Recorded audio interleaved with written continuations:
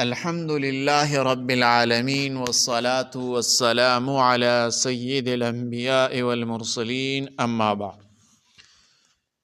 میرے محترم بھائیوں اور بہنوں، آج میں ایک مسئلہ بیان کر رہا ہوں۔ وہ مسئلہ ضروری مسئلہ ہے، عورتوں کے بارے میں وہ مسئلہ ہے۔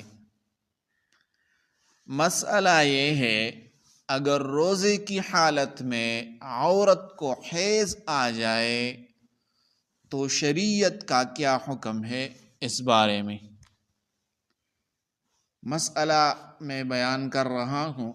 لیکن اس سے پہلے اگر آپ لوگ اس چینل میں نئے ہو اور یہ مسئلہ آپ سن رہے ہو تو برائے مہربانی ہمارا چینل سبسکرائب کرے اور ہمیں سپورٹ دے تاکہ زیادہ سے زیادہ لوگوں تک ہمارے مسائل یہ پہنچ جائے اور ہمارے چینل میں جو لائیو آپشن ہے وہ کھل جائے۔ جزاکم اللہ احسن الجزا۔ اگر روزے کی حالت میں عورت کو حیض آ جائے تو شریعت کا حکم بالکل واضح ہے۔ روزے کا حکم یہ ہے، جیسے ہی حیض شروع ہو جائے روزہ فوراً ٹوٹ جاتا ہے، چاہے اذان مغرب میں چند منٹ ہی باقی ہوں۔ اس دن کا روزہ شمار نہیں ہوگا، بعد میں اس کی قضا رکھنی ہوگی۔ مزید روزہ رکھنا جائز نہیں۔ حیض کی حالت میں کھانا پینا منع نہیں، بلکہ روزہ رکھنا ہی جائز نہیں۔